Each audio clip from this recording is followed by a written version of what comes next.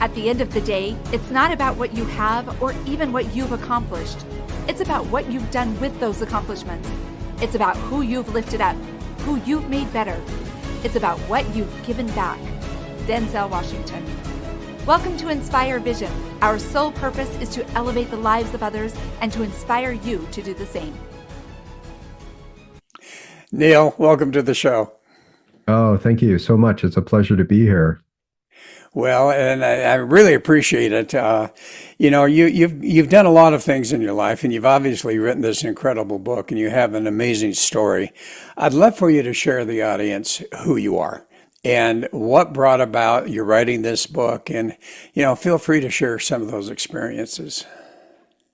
Absolutely. So D. Neil Elliott, and the D is just initial for my first name to differentiate me on the internet.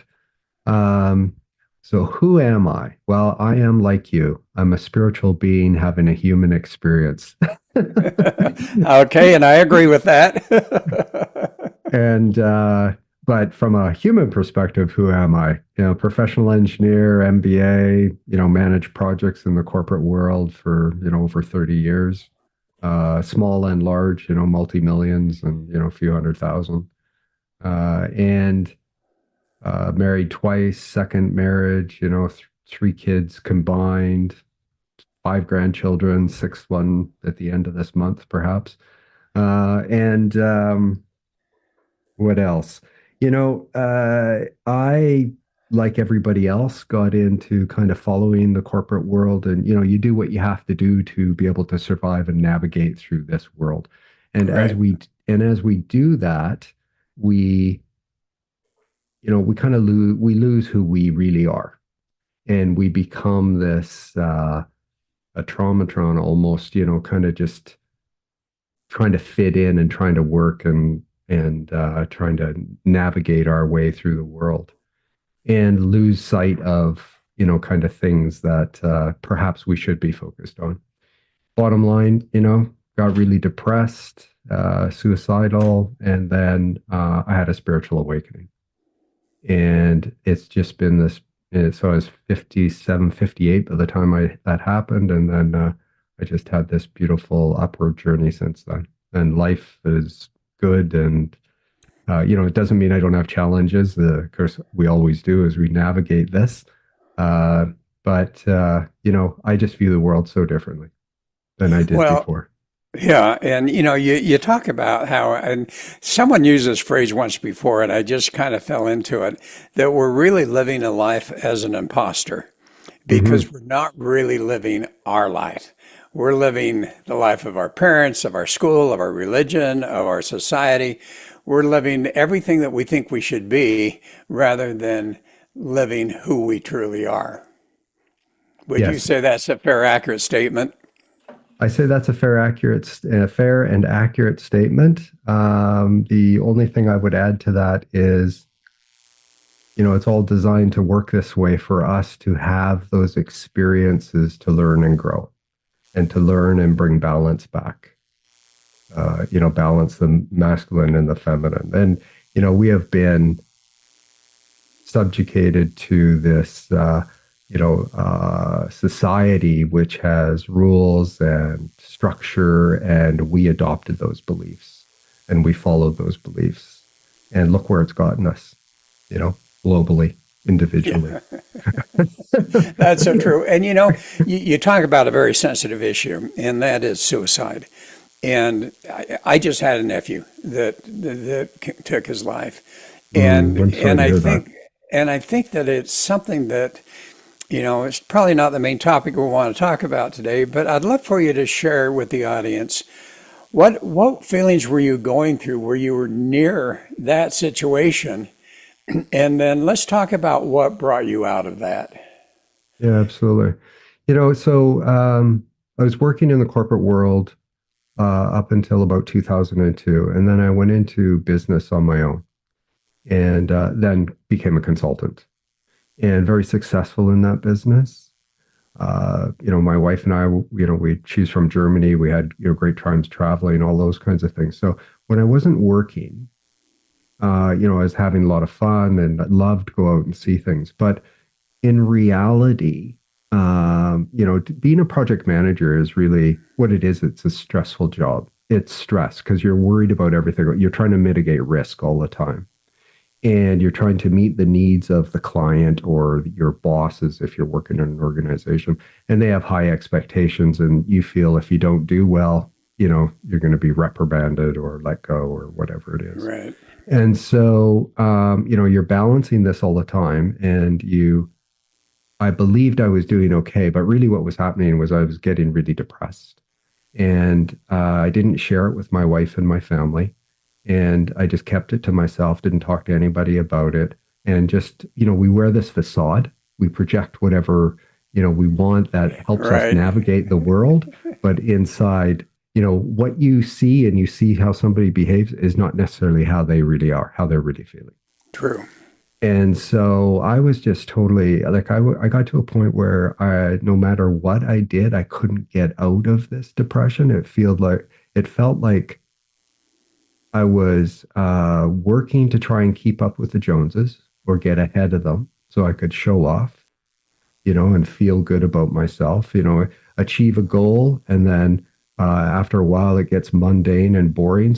So set another goal to achieve that, buy the car, buy the house, buy the motorcycle, those kinds of Right. things. And looking externally for all of these things that would fulfill me, that make me happy. And but really what I was doing was I was really detaching myself from who we really are, and just getting more and more depressed. And finally I got to the point of, what's the point of all of this? No matter how hard I work, no matter how much money I make, I can't seem to get ahead. I'm just part of that system. Can't seem to get ahead. Everybody, the banks make a lot of money from me, everybody else makes a lot of money. I'm working really hard, slaving away, and I can't seem to get ahead. Yeah. And so I just got to this point of, I'm done. Like, I'm gonna, our house finally sold after being on the market for 5 years. I felt my wife would be okay because, my life insurance, if I did it in the right way, life insurance would pay out and she'd be fine financially. And I could just exit without any harm to anybody. Now that's ridiculous now when I think about it because of all the people that would be upset about Right. that. But at the time, that's how I felt. So yeah, it's just, it's hard to describe, but just like totally done with life. Just, And what happened? What brought you out of that situation? well, the house sold, and live in Canada, West Coast Canada. And my wife got on a plane we were in this little 1-bedroom rental apartment. The house, we still had to move out and stuff. So about 3 months away till it actually closed, but we had the signed deal. My wife got on a plane to fly to Toronto, Ontario, Canada to visit family and friends. I sat down at this little 1-bedroom kitchen table, planned my suicide, crafted my suicide note. And about a week prior to that, some information came to me in this really fortuitous fashion. And it promised to liberate me from my thinking if I studied it and I followed it. And I thought, well, one last, little sliver of hope here. I'll give it a go. If it doesn't work, I can always pull the trigger. And so I thought, okay, well, I'll try this. And this is the information I share in my book. I share this whole story and then this information in the book. So if people want to know what information that is, they get my book, they'll find out. There's prelude to the story till you get to the information. And so I started studying it and following it. And part of the process is this meditation. And the meditation, you learn to go beyond the intellect, beyond all reasoning, and go into the silence and stillness of your mind. So there's a practice for doing that. There's a way to do it, and you have to know what your target is. And this information was it was based in Newtonian science, and it bridged this gap between spirituality and science in a way which I had never read before. And what I did was I read it without judging it, and if I came across something that I was reading that I kind of like, I don't know about that, I just put it aside, and I thought about all the things that did make sense to me at the time. And so I just followed it. And it took about a month and a half or so to go through the material, maybe 2 months to go through the material. And I just kept cycling through that material as I was learning to practicing meditation. And at about the 7 month mark, so I was kind of building faith as I was going. This was so logical and rational. I thought, okay, well, I'll just keep going on this and I'll try it. If it doesn't work in a year or two, I can always pull the trigger. And about the 7 month mark, I felt this little tingling at the top of my head. Didn't know what it was, felt really strange, never felt it before. But I thought, okay, well, whatever, I'll just keep going on this. And about the 9th month, that little tingling about the size of a dime grew to about 4 inches in diameter. And then it just kept growing. Like today, you put a bowl over my head, and that opening is as big as that, Right. below my ears. And what was happening was I was building new brain cells impressed with new knowledge under the top of or at the top of the brain underneath the skull. And they operated at a higher vibrational frequency, which allowed whatever you want to call it, God, our creator, source, prime, the universal, whatever you want to call it, make this connection. And then this energy would flow in through my head, and it might reside in my head or in my chest or my throat or my solar plexus. It would come into my body and go down one side of the body and up the other side of the body, or it'd go down the whole body and then back up, or just sit in certain areas in the body. And I could feel all of this going on as I meditate. And I meditate 90 minutes every morning. First thing when I get up, I get coffee, I sit down, I listen to a little bit of the material, and then I meditate. And then at the end of December, so that was this was November 2017. The end of December 2018, I had 2 meditations 2 days apart. I went into this meditation and, kind of got settled and in it, into the silence and stillness of the mind. And then all of a sudden, like in a flash, like in a nanosecond, I was just filled with unconditional love, and totally like I was a deep sea diver suspended in an ocean of unconditional. It was just, I felt non-judged. I felt, didn't matter what I had done to anybody. I felt, didn't matter what anybody had done to me. I just felt totally loved and supported. And we don't have the human language to describe it. But, I was in that meditation, and I wanted to stay there. I didn't care what aches and pains my body had, what illnesses it had, nothing. And so I came out of that meditation, and 2 days later, I had the exact same meditation. And yeah, it was just beautiful. So I've just sitting here, just want to make sure that the audio and the video is coming through okay. Oh, everything's coming through okay. Yeah. Okay, perfect. And anyway, so I came out of that, and then 2 days later, I had the exact same meditation. And at that point, I knew that what I experienced brought me back and brings us back, if we follow this kind of process, brings us back to our truth of who we really are. And then from that point forward, it's just been this onward, upward knowing.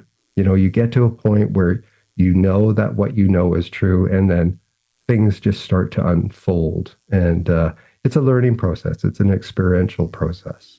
Well, it is. Yeah, it is. And I notice, you refer the book, but you don't really want to talk about it. But what I find, and I challenge my authors who I love to interview, and such as yourself, to really talk about what's in the book, and to give the audience just a sense of what's there. Because what I find is, if they get a sense of what's really in the book, and if they get a sense of what you really were doing, that actually will help them, and potentially instigate them to get the book and to read further and to really understand what you experience. I love how you talk about meditation. So how did you how did you come across meditation, and which meditation process did you come across?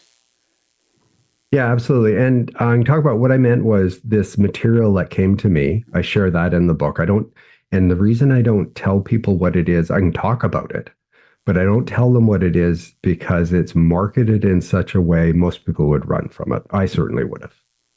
But I was at such a depressed state that I was willing to read or look at anything. So that's the thing about it. But the book, yeah, absolutely. So the meditative state. So in the late 90s and early 2000s, I tried various meditations. None of them really stuck. Wayne Dyer had a CD of 20 different types of meditation, Right. and I tried them all out. And they lower blood pressure and they lower anxiety, especially when you're in it. But there wasn't any real experiential thing. Like spirituality is not an intellectual thing; it's an experiential thing. Right. And so, what I found out was by reading this material is we really need, or at least I needed to understand in a logical way why and how we are here and how the universe is created, and then how we become in this physical form, and what our purpose in life is.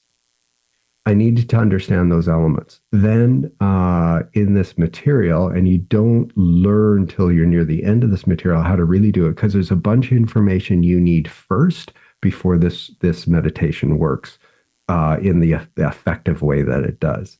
But essentially what you're doing is you are going into a state of silence and stillness in the mind. And so I can stop all my thoughts.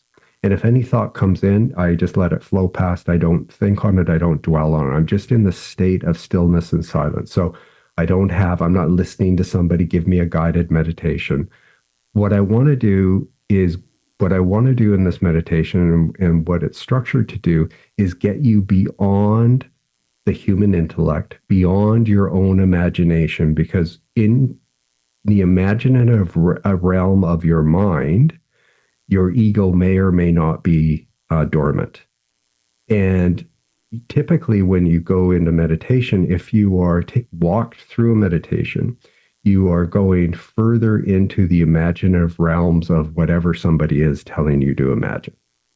Right. And our creator, there's two states of creation, but the original cause, if you will, is in the silence and stillness and equilibrium. And it is these opposing impulses that were torn apart at the time of the Big Bang to create this active state of creation. And the silence and stillness of the universal, as it were, is these mutual impulses that are opposing, that are locked in this embrace. And when they were torn apart, they were able to work independently, but also jointly. And so it's this will to move out and create with the purpose to give form to that creative consciousness plan and experience it.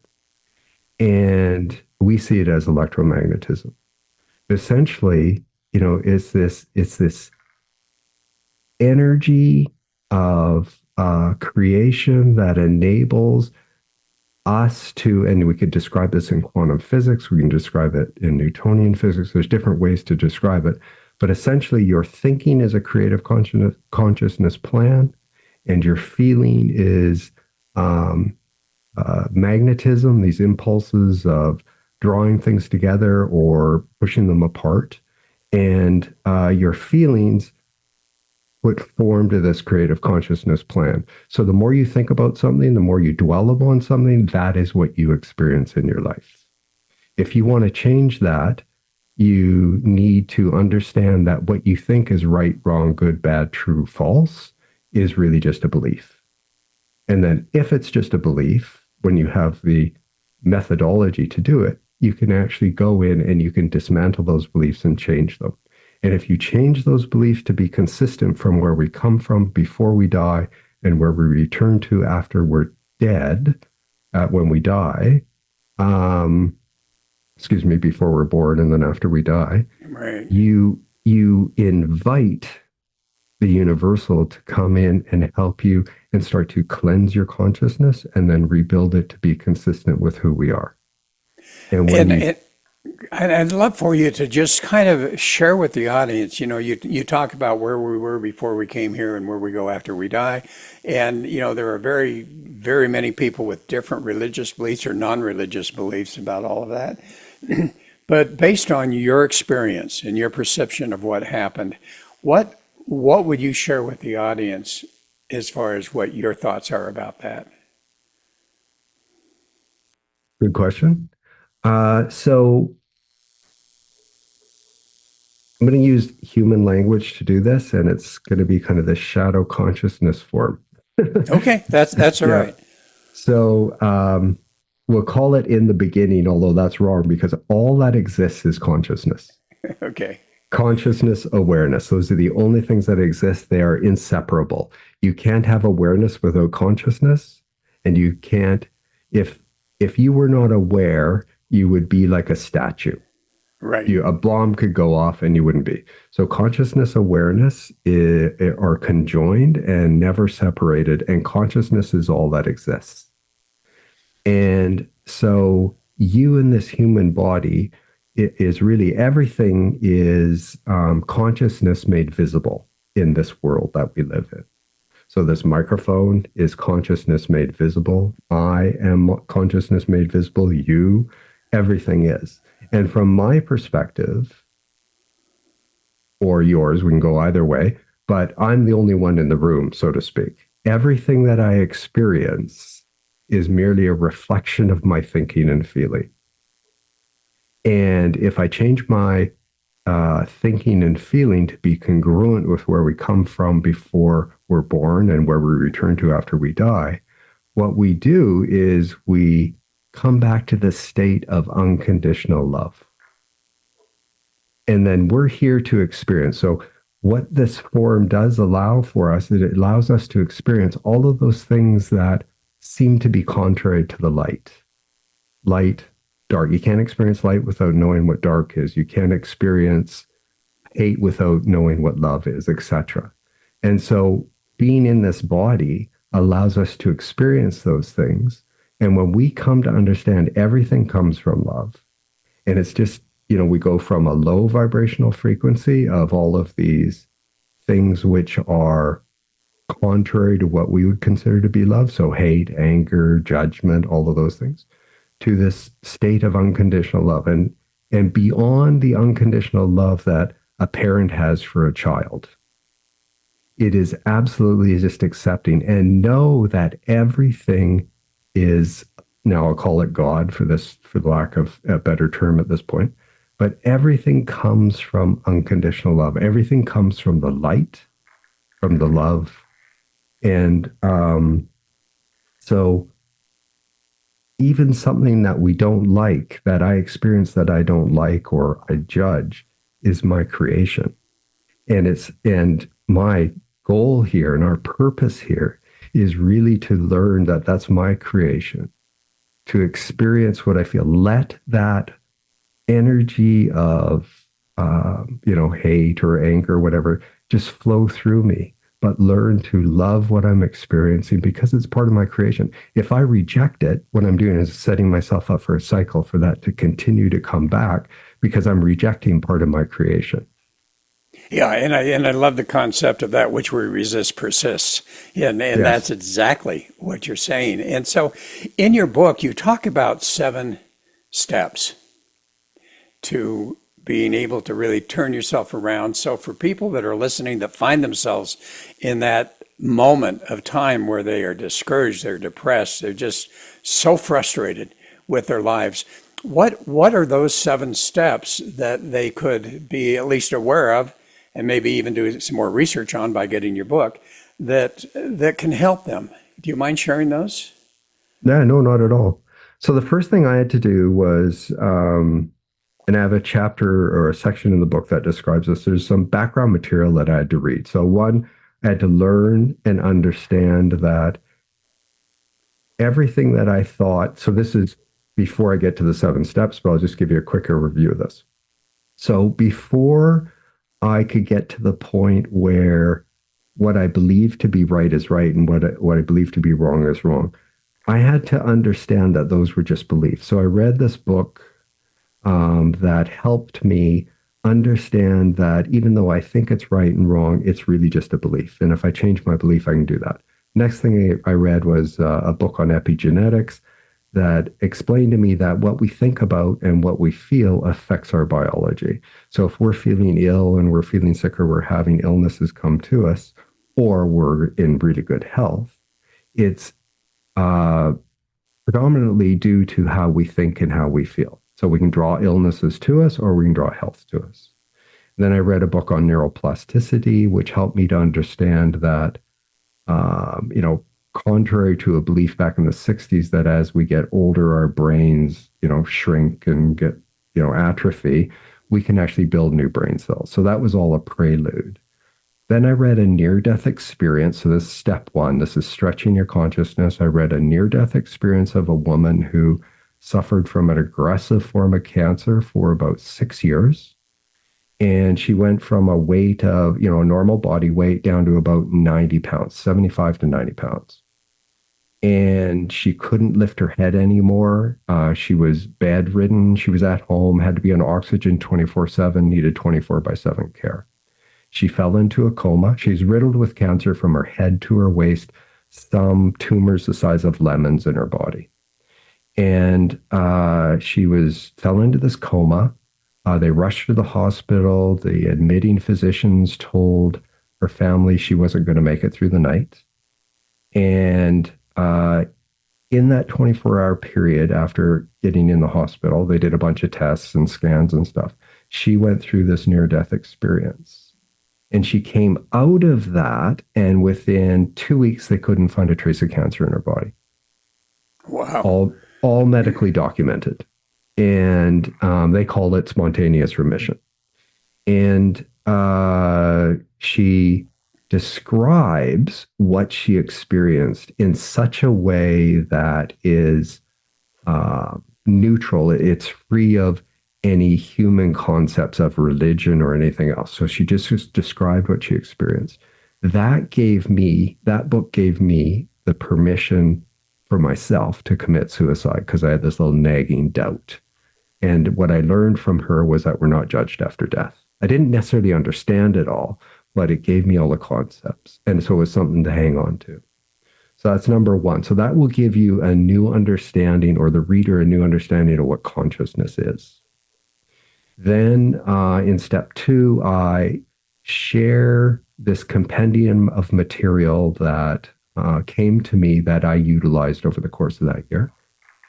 And I share some of what I call truths in this material as excerpts so that the reader can see where it comes from, understand where it comes from, and then get a concept of how easy it is to understand, but the brilliance of the writing. Then step three is to sit down and write yourself a letter. I call that a reflection step. And it's you write yourself a letter that will never be shown to anybody else. It's only for you. And you really are honest with yourself about how you feel about the world and about your situation. And I mean, really honest. Don't hide anything. You write it down. Right. Then you put it in an envelope, you seal it. And if you follow this process, you open it a year later because it becomes a benchmark of the changes that will occur. And then step four is really this cleansing of your consciousness. So it's going through this process of understanding how you're going to cleanse your consciousness, how you make connection with source that helps you go through and starts to change your beliefs and your consciousness. Step five is this process to rebuild your consciousness. So you're doing these simultaneously. You're starting the cleanse, you're starting the rebuild. And this is an iterative process. It's not a one and done. And step six, as I mentioned later in this compendium material, you're going to learn this meditation. So in the material, it's going to ask you to meditate, and you just do the best you can to begin with and be patient to learn the material that you need to learn, and then it's going to teach you about, it's going to give you a prayer to use before you go into this meditation. And and you'll know what your target is at that point. So then you're going to go into this meditation. Now I give some people some tips. Before I started this journey, I started to listen to audiobooks. And for me, I'm, visual learner engineer. Right. So it's like I can be easy. I'm distracted by shiny objects. I'm doing something, shiny. Oh, let me go over there and do that. And so in order to slow my mind down and really be able to focus, the outcome of having to listen to those audiobooks that I started this process on helped me I'd sit down in my chair as if I was going to read a book. I'd put on headphones, I'd close my eyes, and I just focus on listening to the word speaking. That taught me to train my mind to be able to stop my thinking. So I didn't struggle with that process as much during this year as I would have if I hadn't done that process ahead of time. And that was just a fortuitous process. So you'll learn this meditation. So step 6 is learn this meditation. And step 7 is kind of rinse and repeat. You're going to go back and you're just going to keep cycling through. You're not going to continue to write yourself this letter because you've done it, but you're going to go back. You're going to listen to some material or read some of this material, and you're going to meditate, and you're just going to continue to go through this process. And the key is it doesn't happen overnight. It's not a one and done. You've got to put time, energy, and effort in it, and you have to be consistent. All right. So you talk a lot about meditation, and I love those 7 steps. And obviously near the end is that meditation. And I don't mean to jump through the rest of them, but as we talk about meditation, you're talking about how you're meditating 90 minutes each morning. Yeah. I guarantee you not many people could start meditation and do it for 90 minutes. So I have a few questions with that. Number 1, how do you begin the process to continue? Number 1.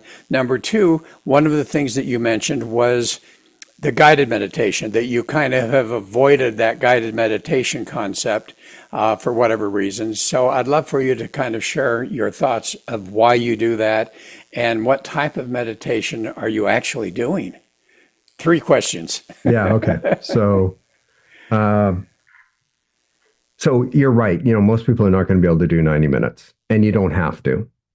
I'm going to suggest to you want to practice with at least starting with 15 minutes and build up to whatever you're comfortable with over time. So it might be 15 minutes, might be 15 minutes always. You might build up 15, 20, 30, 40 hour, whatever it is. Right.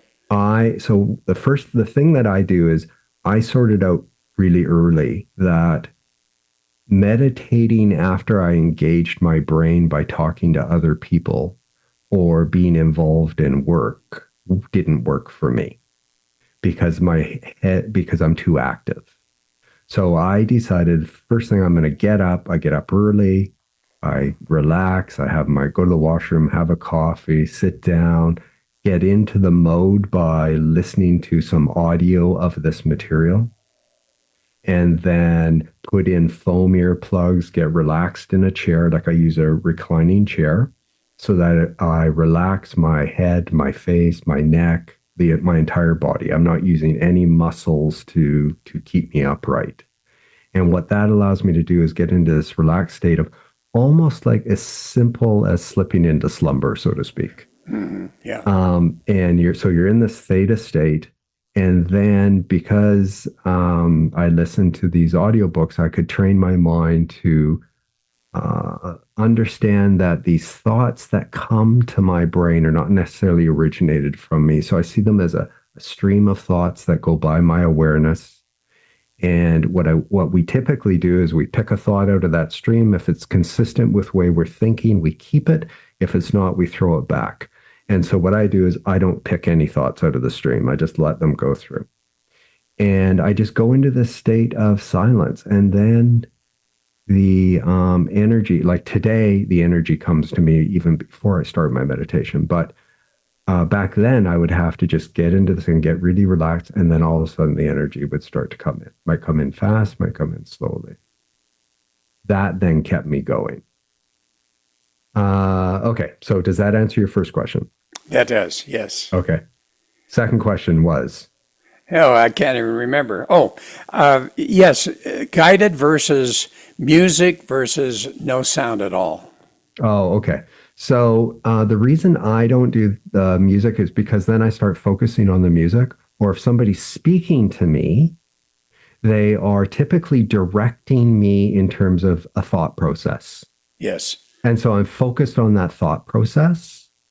And as I said earlier, you know, when you're in your imagination, your ego may or may not be dormant. And what you want to do is you want to go beyond human intellect and reasoning, which means you want to keep your ego out of it.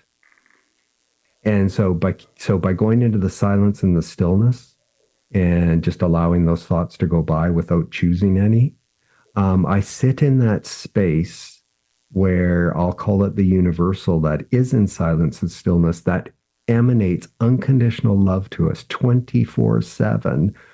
We don't feel it because our vibrational frequency is so low that it can't penetrate and make itself known to us.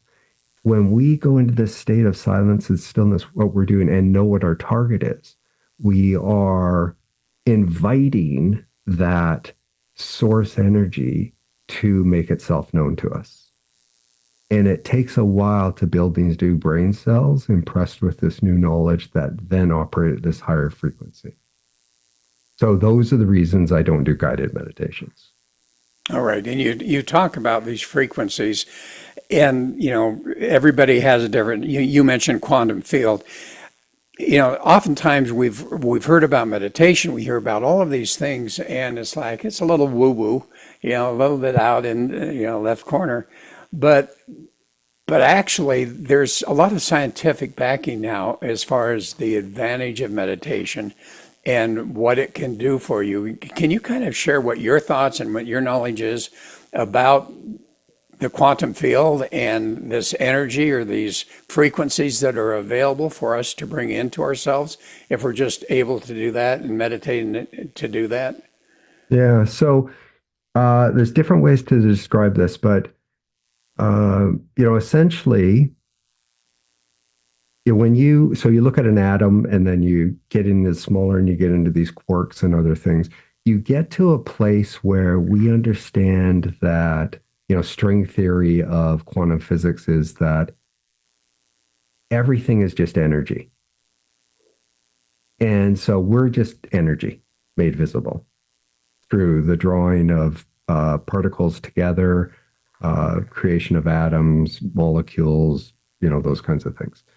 And so if everything is just energy, you know, there has been scientific evidence now that when you think or you're observing something, you actually create essentially a molecule, a ball of energy that draws particles together to create a molecule. And so you actually create the experience that you want through the bonding and the bringing of all these things together. Your thinking is consciousness. We are consciousness beings made visible. So everything is consciousness. And when you think of something, what you're doing is you're putting a consciousness plan together.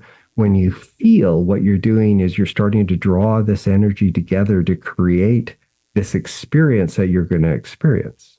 So I give an example in my book. In 2011, so since I was 20 years old, well, since I was a kid, my mom, we used to go to these fairs, the Pacific National Exhibition, and it was every year they had a house and 12 cars they were giving away. So my mom used to buy tickets all the time to, you know, either win the house or the car. And when I was 20, 1980, I adopted buying these tickets. So I just religiously buy them. It supports the fair, gives me the opportunity to win something.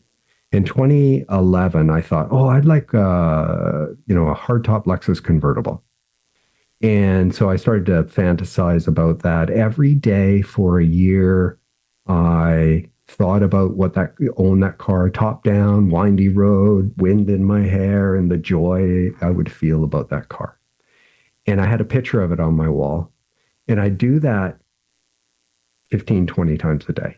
Sit in a chair just for 3-4 minutes, visualizing and doing that.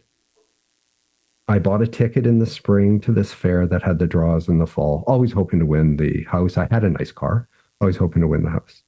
And I didn't even look at the cars. And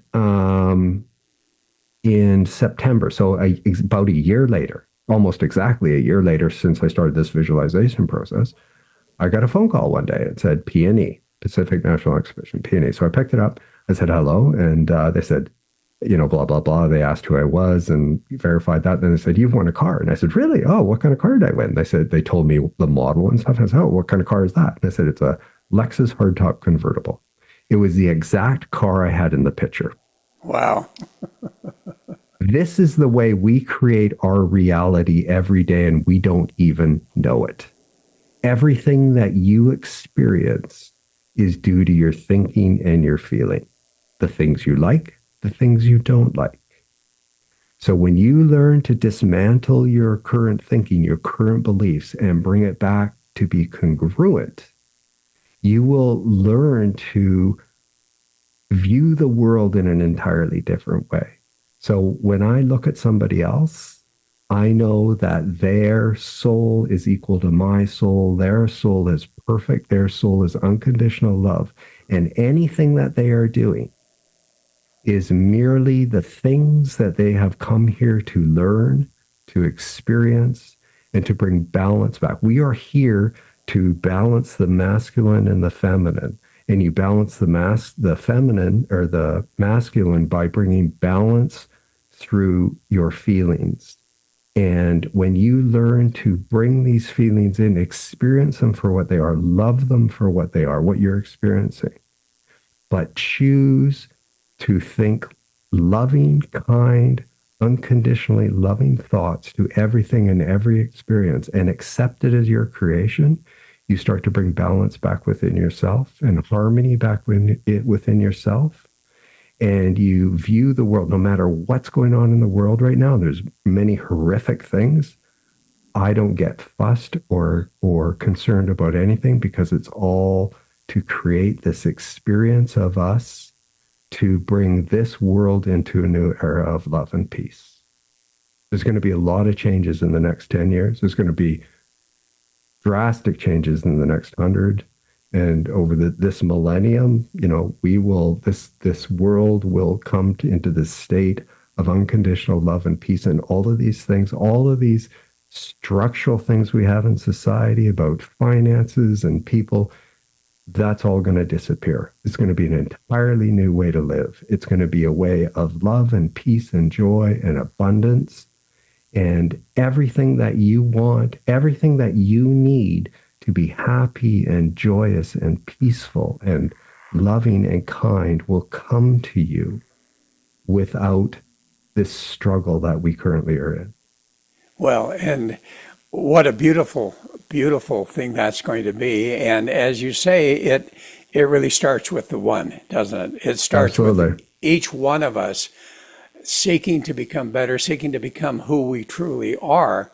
And then obviously, as we give forth that energy and share that with others, and they start to do the same thing, as you say, maybe millennium, but ultimately we're going to get there. And I love that. How do people find your book, number one? And go ahead and reframe what your book's name is, and then how do they find you? So the book is called A Higher Road, Cleanse Your Consciousness to Transcend the Ego and Ascend Spiritually. And it's a 7-step process to inner peace, joy, love, abundance, and prosperity. It's sold globally wherever books are sold. The easy way to find it's on Amazon. And it's by D as in Donald Neil Elliott. If you go to ahigherroad.com, that'll take you to my author website. And, there's many paths to the top of the mountain. This is one that made sense to me. It's logical, it's rational. I shared my personal experience of my life, and I gave a memoir about the kinds of way I grew up and the kinds of thinking that shaped my thinking and my feelings that then I reinforced and adopted over my lifetime that really bound down my soul and shut it off from the light. And by cleansing your consciousness, what you do is you take these bondages off and you allow your soul to make this connection back. And then that starts to manifest in your outer world. Oh, and I love that. And you said something I think so important. Everyone has a different path, but so often we try to do it on our own. When in fact, as you said, you read books, you did all the studying that really helped you to get to a point. It's the same with you writing this book. You're going to reach people who are going to identify and connect with your experience, and it will make all the difference in the world to their lives. So kudos to you for writing the book, for being so transparent as you're willing to share your life story and so forth. I think that's wonderful. And I really appreciate you being on the show today. Well, thank you. And I appreciate being here. And my goal is to give people a way forward that gets them out of this cycle that we're currently in. And, and I say, look, you might have to read 4 or 5 or 10, 20 books, and it might take a while, but one day you're going to find that path that makes sense to you. We need something that works for the logic that we have. You put 100 people in a room, you deliver a message one way, it hits 10%. You deliver the exact same information, but you do it a different way, it hits another 10%, and so on.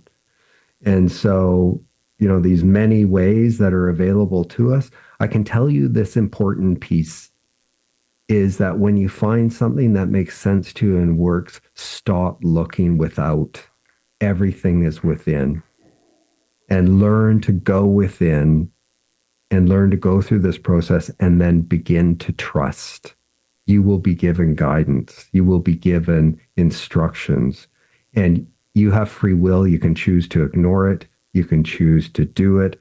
But you will come to a place where you are given instructions and you will follow them with faith and understanding that you don't know how it's going to work, but it will all work out for the best for you. Amen to that. Well, thanks so much, Neil, for being on the show. And folks, thanks for listening. I hope you really enjoyed this, and get a hold of this book. It sounds like it's something that could be a very great benefit for many of us that are experiencing different things in our lives. So this is Dr. Doug saying thanks for joining us, and namaste. Namaste.